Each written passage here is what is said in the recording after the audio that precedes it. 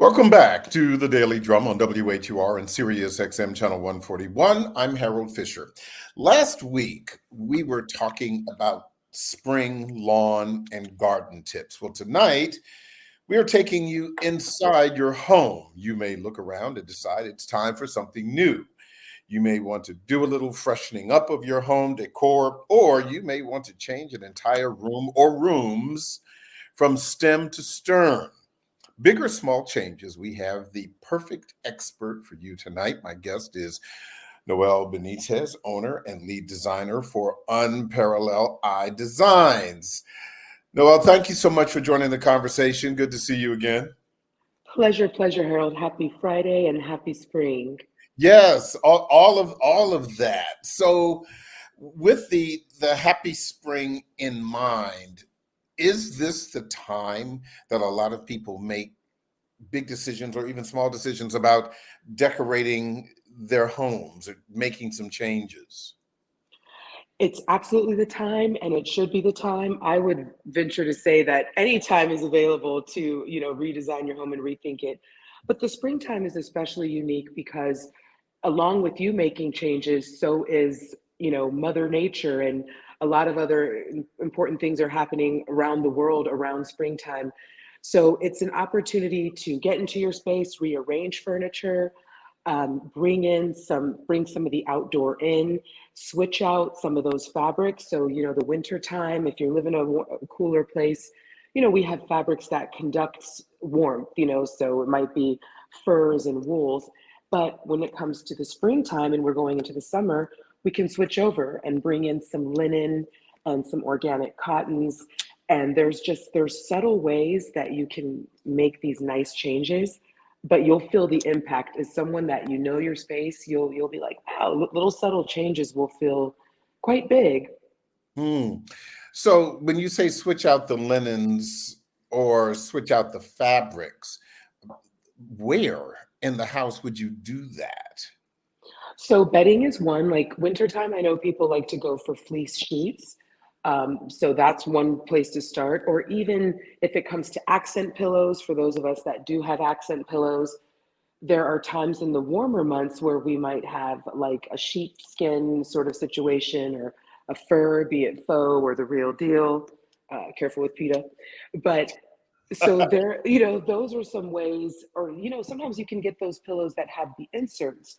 So you might try one warmer fabric in the cooler months and switch out that insert for a cooler fabric pillow, even if it comes to like a tablescape. So during the warmer seasons, you might have a deeper color on as a table runner in your dining room or something. And when we're flipping over to the warmer seasons, lighten that up. Maybe consider like a cool striped linen runner and switch out those votives, different fragrances and lighter colors. And it makes a difference. Like I was saying, little changes go big. Gosh, I never thought about that. And I don't know, why, but you're right. When I look at my bedroom, I just kept the same old pillows, the same old um, blanket on there, and it never occurred to me that perhaps now that the weather is trying to warm up, that I should go ahead and yeah, I know it's who knows what's going on with the weather. That's another show. But I think that True I story. guess I just never thought about it. I just kept the same old stuff because I like the same old stuff. Well, I mean, there are other ways. And again, it doesn't mean that you need to run out and like buy all of these different textured cooler sheets. If you like with what you have and you're comfortable with, there are maybe some other ways to spruce things up. Adding a vase, for an example. There are so many lovely markets. If your allergies can take it, let's start there. But let's say you are someone who enjoys or is open to having more fresh florals and plants in your home. You go to some of these fabulous markets all over the DC, DMV area, and very often you've got your floral vendor that has beautiful botanicals. I suggest going to a local shop. Some people like to go to thrift stores and whatnot. So checking out some of these places, finding yourself a lovely vase And all you have to do is just continue to buy stems and not these like whole bouquets. So you can save money just by having some staple vases in your home, going down to the market, picking up just a few stems from your local botanical person, taking those home, adding them into your vase, and just the elements you're bringing with the color, and you got your different variations of height, and it just adds this pop of like freshness, and people will notice it. Like you'll see it and appreciate it, and then you'd be surprised how many guests will come in and say, "Oh my gosh, I love your flowers." Wow, yeah, that's again, that's something I do. I like flowers, in my house. Every weekend I go and I, buy fresh flowers. Don't ask me what they're called unless there's something, really Well, you top. could ask me. not to be snobby, but I do kind of get into the stems as well. Like I'll take some snapdragons today and pair it. No, look, I get it. I probably had a snapdragon in here, and I was like, oh, look, oh, that's pretty. I'll take one of those. Yep, yep. Um, Now, for you, obviously, you are an interior designer, and I've had you on the program before. We've talked about these things before, but I think we should still, kind of revisit, some of that. What are some of the trends that I think you're noticing right now? And I want to talk about, paint and furniture, but I'm talking about right now some of the easier things that someone can do to give their house or their home a pop.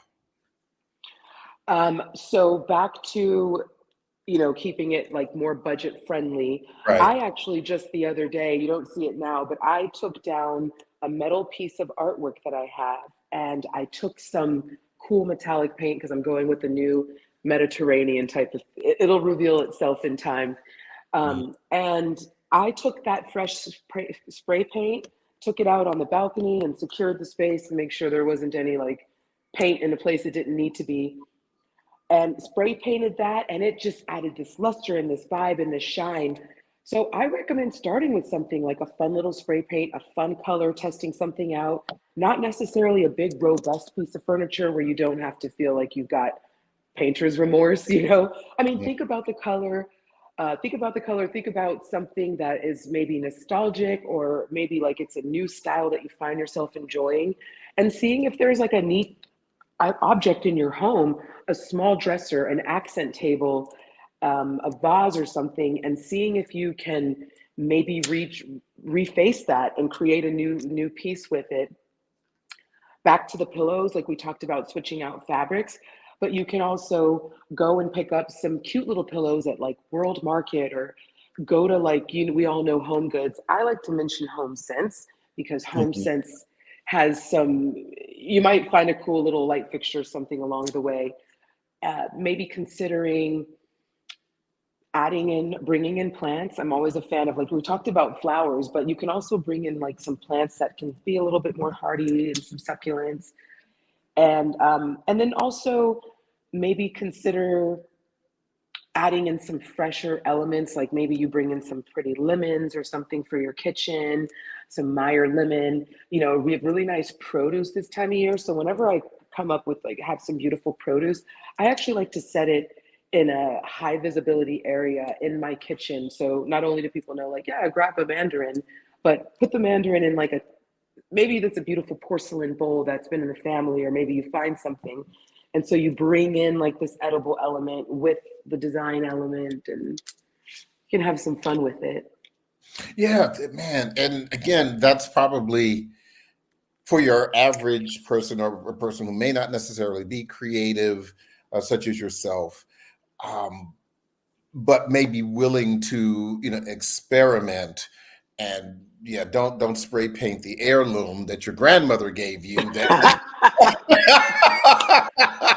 Please you don't, know, because Antique Roadshow, that's null and void. right? Exactly. The one that was given to you by your great great grandfather. That's worth several tens of thousands of dollars, and you say, "Oh, let me just put a little crack in it and see if that looks a little better." No, obviously, we don't want to do that. But as always, you seem to be you encourage people to kind of dip a toe into that creative space for their home. It's encouraged because, for one, when people do something creative, even if they don't have those creative bones per se, when you do something creative, even if it's a little small victory, you actually feel really good about it. You feel good about yourself. It's about maybe the equivalent of if someone takes a nice long walk or challenges themselves to something challenging physically, you could think of it as like challenging yourself creatively. And it leaves people just a refreshed feeling. It gives people like this new little sense of, hey, I've got a new skill set that I can maybe hone in on, and make something more of it. There also is a sense of productivity. Anytime you can either repurpose something, or you find something, or you rearrange your space to accommodate maybe this cool little table with like the vase and the flowers that we keep. I think it's a nice reference because you can picture it really nicely. And you might go into your home and you wake up the next day and you forget that you did it, and then you see it and you're like, oh yeah, that cute little creative project I had. And on top of it being fun, it looks really nice. Yeah, that whole refreshing thing. I mean, I remember as a kid, I used to change my bedroom around, and when you do that, you're also kind of straightening up, and it does make you feel as if you are, in a new place. What is your best recommendation for someone who wants to do a room? Is it a living room, a dining room? Obviously, I don't know how much you might be able to do in a kitchen, but if they just wanted to do that one room, what would you recommend to them? If they just wanted to do one room, I would say try to think of it as like a little cute, small investment. So you could think about a little bit bigger. So yes, we've got the tablescape. You can rethink your centerpiece. You could switch out that table runner for something else. But if you're doing one room, maybe make it count. Maybe you try painting a wall or a couple of walls, and give yourself a reasonable timeline, not a timeline where you feel like, oh my gosh, I'm not, give yourself a timeline and a reasonable budget. And if it's really something you want to look and feel accomplished and feel like it's in a changed space, maybe give yourself a couple of weeks, put some ends aside so that you have like the budget that you need for this project, and document it. That could also be a lot of fun. But I would suggest to, of course, do it. There's a way that you can do things on a budget, but you could still be strategic enough and put some thought into it where no one's going to really know that there was much of that you had that budget that you had. And it's nice that you have nice interviews like this with you and I, or there's obviously just infinite videos available in the creative space with social media, and you can target exactly what it is you're trying to do, and you will find someone that's going to give you like a really definitive rundown, and you've got a great guidebook in many places. So I want to talk. I've got a little bit of time before I take a very, very short break.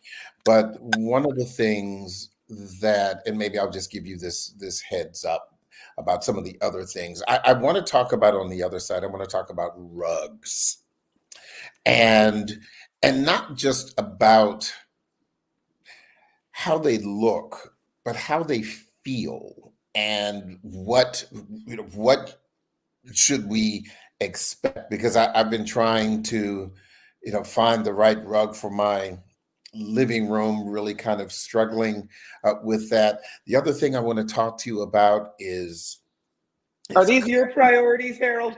Just these kidding. are my priorities. Yeah, but and I'm sure Pardon, that go there are a ahead. whole bunch of other people too. But No, I know, I'm just kidding. No, you're I right. know, These are general questions for sure. but I also want to talk to you about something, on your website on unparalleledeyedesigns.com, something you call color theory. I want to understand, what what that is. I just find all of that really, fascinating. I want to talk about lighting as well. I mean, I always love talking to you because you are just such a big brain in this creative space. And so I want to make sure that we get to all of those things. So just stay with us. We are going to take a bit of a break, but don't forget you can hear this and every edition of the Daily Drum Insight segment via podcast on WHUR.com. So please stay with us. The Daily Drum will continue on Sirius XM channel 141. And the original Quiet Storm with John Mons is next on WHUR. This conversation continues on Sirius XM channel 141 in just a few seconds. Welcome back to the Daily Drum on Sirius XM channel 141. I'm Harold Fisher. Tonight, we are talking about making some changes to your home on the inside, a little bit or a lot, just perfect for spring or really anytime during this season. My guest is Noelle Benitez. She is the owner and lead designer for Unparalleled Eye Designs.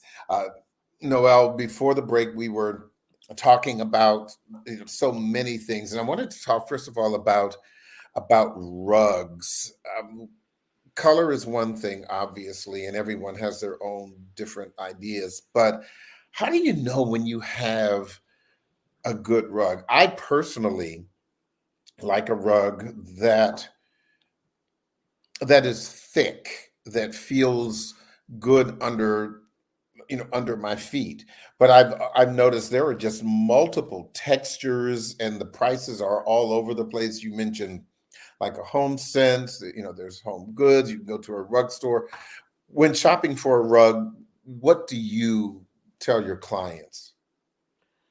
Rugs, you're right. There are so many different variables to a rug. You want to start with your household. So your pets, be it cat or dogs, those paws, so there are certain wools because I guess apparently it feels like a little massage for their paws, if they get the right rug, which of course is going to ruin your rug. So starting with their pets, allergens, and then understanding how the space is going to function. So if this is a family space that we know people are going to cozying up, you want to go something with a higher pile. So when you hear this word pile, that's referring to the thickness of the rug. Anytime you get to a 1-inch pile or more, you're getting into that more sumptuous type of rug. The nice thing is we're also able to use rug pads, some quality rug pads, and they can get a little pricey, but it's for a reason because it can add this lovely plushness to your rug. If it doesn't have the pile that you desire, there's a way to sort of create that pile, if you will. Another area I look at for rugs is actually the country of origin. So, and I don't mean to sound subjective about, countries. I think a lot of countries make really lovely products that we all consume. But India, Morocco, Turkey, these are countries that have the staple of rug making sort of in the veins. I mean, these are like countries that it kind of has old traditions of rug making. And so with that, you get this timeless quality. You're right. You mentioned some of the stores that you can go in. And actually, I have gone into some of these stores like Home Sense, and I have found nice rugs from vendors that are in the wholesale trade with me. So, I mean, and of course, there's variations there. If you want to go up, kick it up a few notches higher end, you can look into something like Jaipur Living. They have lovely rugs. I've also used Surya. I have to double check some of these, or kind of you work through a designer to have access to some. But I will definitely say that a good rug is worth the investment. So if someone is like thinking about a rug and they're experiencing some sticker shock, really think about it, feel it again, because that rug should really stand the test of time. You get it cleaned properly, you maintain it. Rugs are so they're critical, and they really help make the room. And they also can stamp or drive the personality of the space as well. Yeah, I just think that that's so important. And I was thinking about what did you call it? The cushion underneath the rug padding. The rug padding. So how do you pick rug padding? How thick is it? What do you do? So if you are going to be in a dining space where you want just a little added, so I want to also add this, Harold, the padding can kind of give a sense of bumping up the elegance as well. So Hmm. it can be worthwhile. There are different textures. Sometimes you have some that are more of kind of like the foam type of texture. Some can be like a gripping, almost like a netted web sort of gripping. I'm mindful about that netted web gripping because I have seen it leave imprints on wood floors. Mm. And so you'd be surprised. The simplest thing, you think you're doing good in one area, but it's like doing a little bit of harm in another. So I do like the foam pads, the thick foam pads. If you are in a dining space, yeah, you could sort of go with something a little bit lower, a lower pile. Just kind of take a look at what the standards are in that area, and then you can look into the thicker pile. And on top of that, that's why we love our reviews, because I love to see images of like, oh, how much depth does this really add? And if you see a rug pad and it's a little bit on the pricier side and the reviews are great, the chances are that rug pad is going to do a lot for you and your space. So when I say pricier side, I've seen rug pads get up to like that 99, that 129 mark, and Mm. even more, obviously contingent on the size if anyone was curious about, well, what counts as pricey? Mm. Okay. Okay.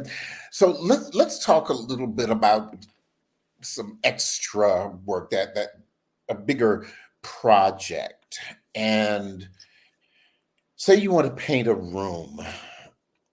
Where do you start when it comes to painting a room? And better yet, instead of just going straight into paint, because paint is color. And I was asking before the break, on your website, you have something called color theory. What is Yes. color theory?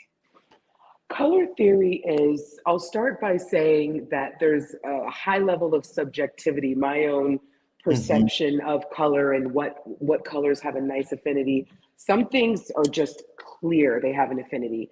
Black and white and chartreuse, right? Like that beautiful lime green. Those colors just hit. Most people can agree with that. But then I'll see a color like, to me, red and purple. They don't really have a relationship to each other. So that's what I like. But some people will put red and purple together. I don't really put those two strong colors together, but that's my subjective aspect. So just wanted to give an example.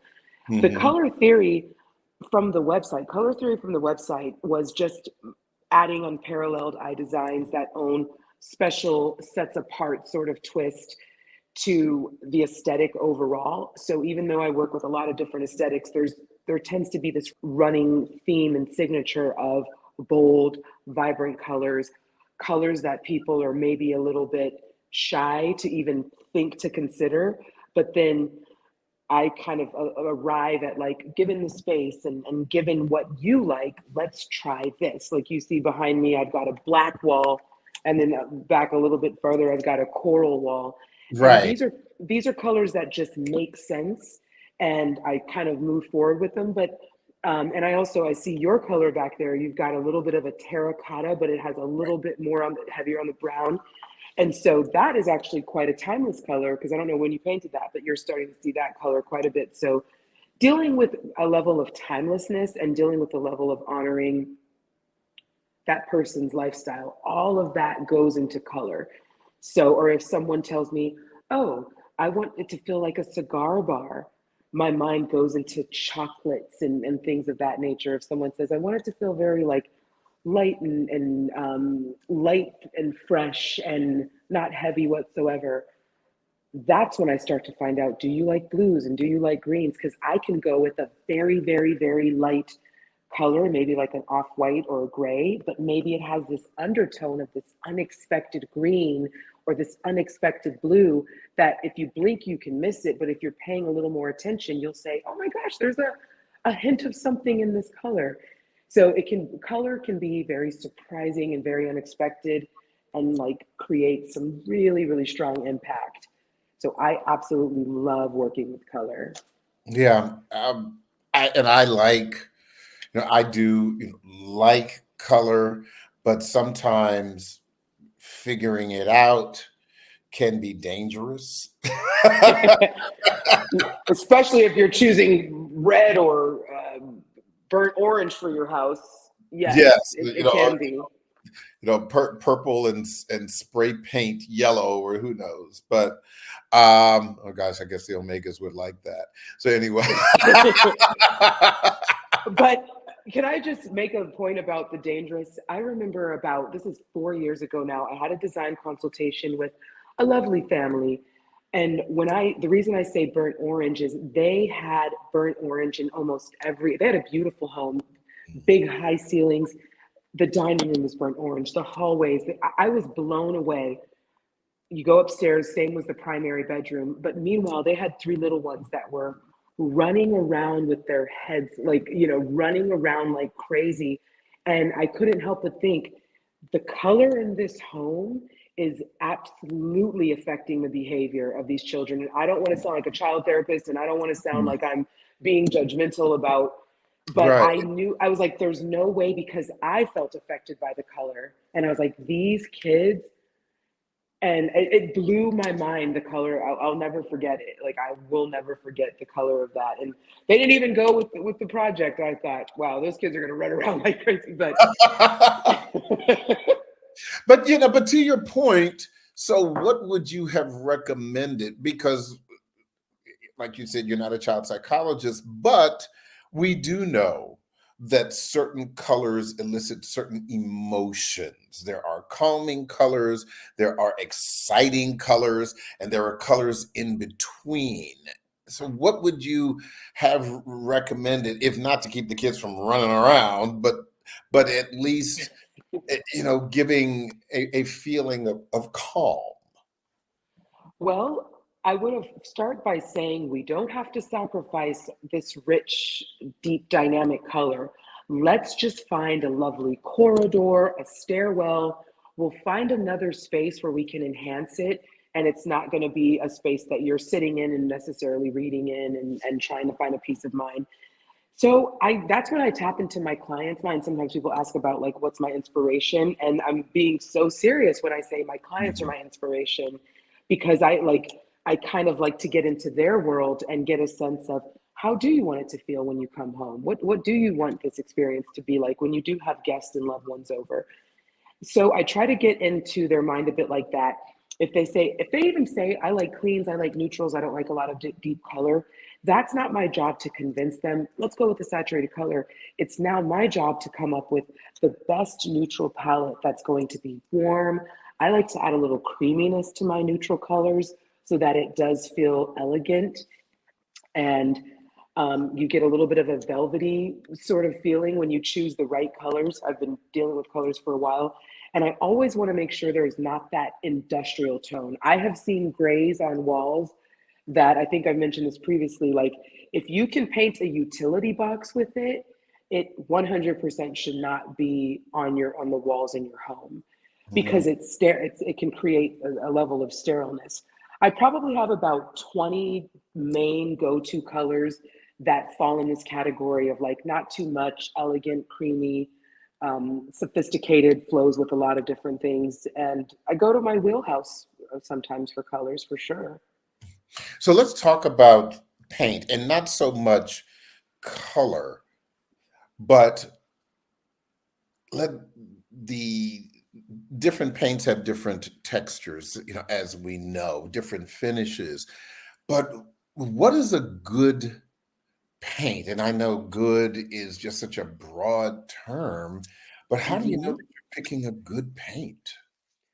Well, I like to stick to, and I know it's fine to mention these names, right? I mean, Um, and because I would imagine there are all kinds of, you know, paint makers, but and maybe a good paint, an it's excellent paint brand. may not be Mhm. perfect for every wall.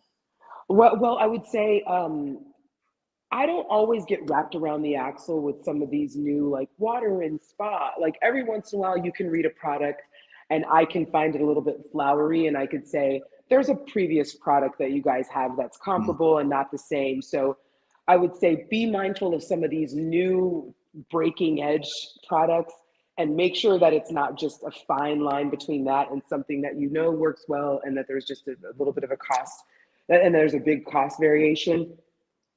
But I like to do, if you are in a bustling household, when it comes to main living room areas, you're going to want to go with probably the bare minimum of eggshell, maybe even bump it up to satin so that you do have that washability.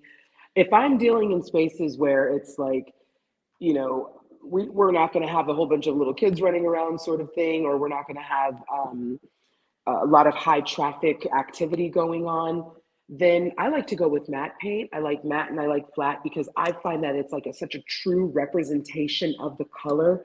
And when you look at these swatches, a lot of times it is like it does have that matte finish. And then there also, I think, when you deal with mattes, and flats and matte, it kind of creates this timelessness where you really don't know what time period it is. Like this is a matte behind me. And then of course, if there's a washability technology, then I'm like, my ears usually perk up for washability. But for like, this is special for bathrooms, and I mean, you do your due diligence, I guess, with reading products. But I hope that now, in terms of, I really do like to work with Benjamin Moore and Sherwin-Williams. Those are some of my staples. And there are times when you think that you have chose a color, but I just had to select a blue for a guest room. And I'll tell you what, it took me weeks to decide on a color. I was comparing swatches, I was going back and forth, and it was my own timeline. I could obviously turn it around faster when I need to do projects, but I was really teetering, and I said, this is tough. But I knew what the vision was. The color just had to reveal itself to me. Mm-hmm. You mentioned something just now that struck me. Bathrooms and kitchens.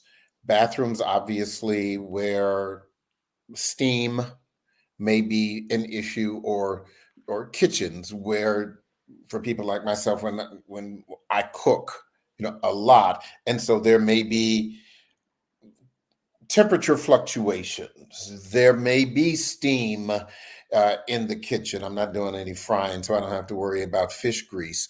But but what type, not brand, but type of paint would you recommend for a bathroom and or kitchen? Yes, so you're going to want to look into a satin, or even like a semi-gloss. And maybe I did speak a little preemptively on some of those products. I mean, take a look at some of those products and see if you think it works for you. But if it seems like it's very close to going with like a satin Mm-hmm. finish, then maybe stick with the satin. But you're going to want to have something with that luster, and of course that washability. The washability is critical. And I also love that your representatives in your local paint store, they understand the critical nature of these questions and these answers. So I find that they are very knowledgeable about the products, and I use them very often as good resources. Hmm. Now, when we're talking about decorating walls, I know that, I guess, over the past couple of years, there just seemed to be this huge resurgence of wallpaper. Is that is wallpaper still in? What are your thoughts about it? Wallpaper is definitely in. Every day you are seeing designers collaborating with other textile companies and coming up with just new modern ways. The interesting thing is you're also starting to see a level of social justice that actually can come out in some of this wallpaper. So an example would be like, you take toile, which is typically a European aesthetic, right? The blue, the white. And a lot of times you look at those images, and those images might have more Eurocentric, or kind of like that Anglo nature person. And it doesn't really represent culturally, but toile is a very popular thing to see, and it's timeless. And you could go to some of the most high-end establishments in the world, and you will see this fabric. And so Breegan Jane is a really fantastic interior designer, and she has paired up with Clark and Clark, and they have created a toile, but it is based off of a safari out of East Africa. And so when you look at it, oh, this is like a toile, but the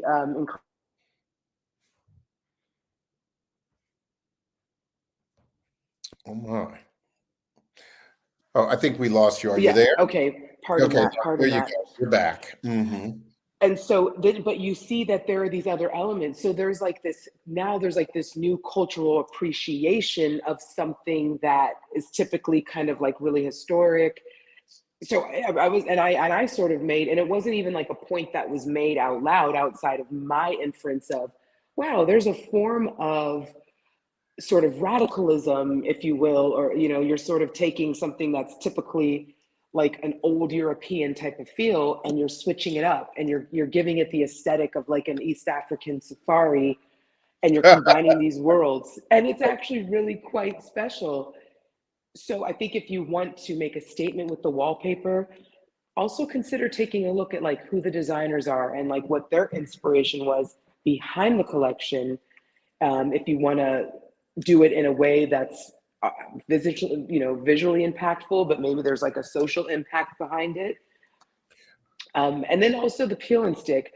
That's one of your nicest ways to create a cool impact without it being like you need the glue and you need a special installer. I mean, that is like just get a good patient friend, and it doesn't take that much patience, but if you find yourself having a really elaborate design, just be mindful that the more elaborate you go with the design, it's going to be a little bit more laborious for either you or the installer. And you might see that happen. That might reflect in some cost, just something to keep in mind. But I love it. Consider wallpaper on your ceiling. Consider wallpaper in like just small little forgotten corners. And then consider wallpaper in your closet. If you don't want to commit to like, oh, I don't know if I want my whole living room wall, but you still have a little inclination towards it, try it in a more subtle spot. So, which I guess this kind of brings me to the next thing. So for someone, and I remember years ago, a friend of mine had this kind of faux leather wallpaper texture. I'd never seen anything like it, and it was just beautiful, just really, really beautiful. And it was on a very large wall. But my concern about that was because we're talking about a homeowner who wasn't going to be moving anytime soon. But houses settle. And the thing that I was concerned about was whether or not, as your house settles, there may be a shift in the wall that with paint you may not notice, but with something like wallpaper that is thicker, there's going to be a shift. And it seems like, it's such an investment, and if there's a shift, then you got to start all over again. And I'm not talking about you put it in this week and all of a sudden, the house shifts next week, but still. Well, I would say if you can catch that with your eye, then Then maybe I should be in your business. because yeah, to be honest, Harold, I don't know if the average person has that. That's almost kind of like I picture like the animal and they show the up close incision on their eye or whatever. Um, if you have a solid texture or maybe like a grass cloth or something like that, I would venture to say it would be so subtle you might not even notice it. Mhm. If you're dealing with something a little bit more like has a more of a definitive repetition, you might just have to chalk it up to an interesting flaw that works somewhere. But Oh, I yeah, mean, that's what you if tell your it's company. Oh, that's not a shift, that's design.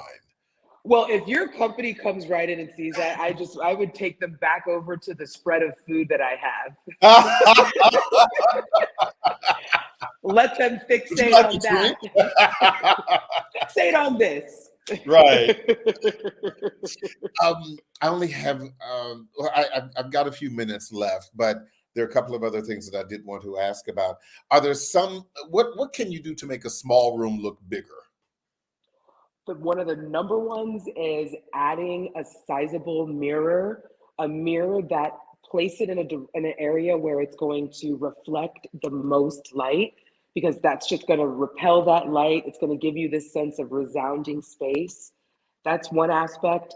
Consider going a little bit larger on the furniture. I know if the room is smaller, people want, I mean, of course, make sure it fits, but people tend to want to scale down, scale down. And I find when you go with average size or even scale up a little bit and you add that smaller piece into, pardon, that not so scaled down piece into a smaller room, it helps create space in the room and it draws your eye in different places. And it can be a really cool trick for like, wow, it's actually bigger in here. Paint, painting can make your room larger. Sometimes it's darker colors make it smaller, but I promise you, I have seen darker colors make a room larger. It's just this interesting color theory thing that can occur. It's like this cacophony of light and color and angles. Um, and then, but that mirror is, and then also plants, a little pop of greenery, a little something organic, even if it's not the real deal, somehow, some way, it adds air, it adds oxygen, even if it's faux, so it doesn't really add oxygen, but you get this psychological sense of oxygen, therefore rendering the space larger. Mm.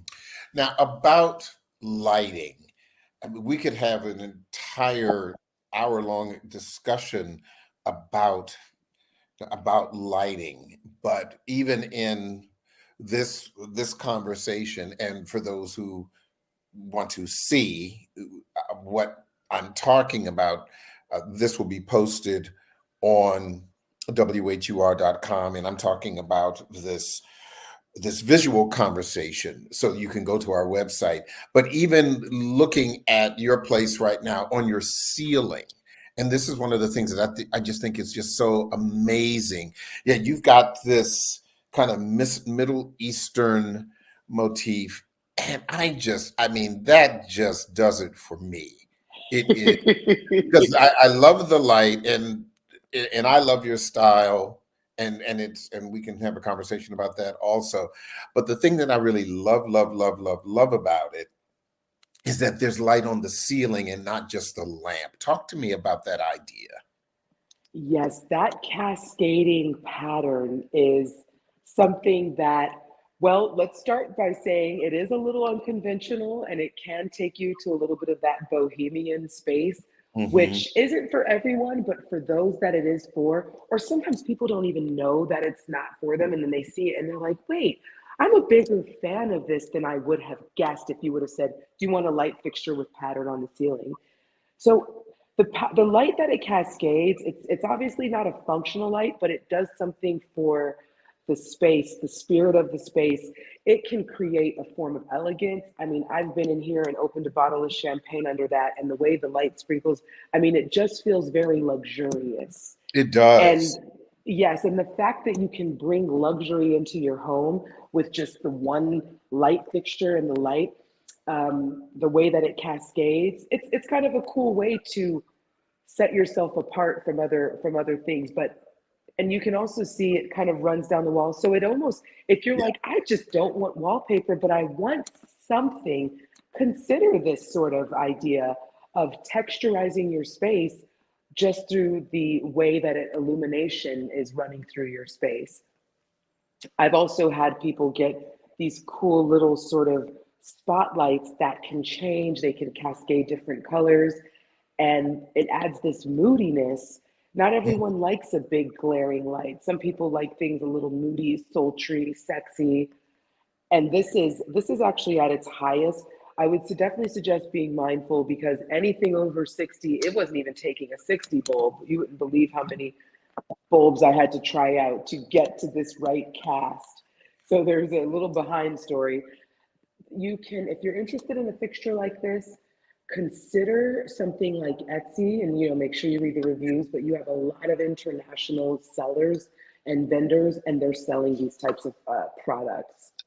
Well, real quick, because I only have a minute left, but just give this because with it's so wonderful being able to interview. But even now, you know, and this was quite by accident, but I have a little bit of the same, Oh, yes. in my ceiling. And for our listeners who want to see what I'm doing, you can go to WHUR.com and you can see the interview, the visual.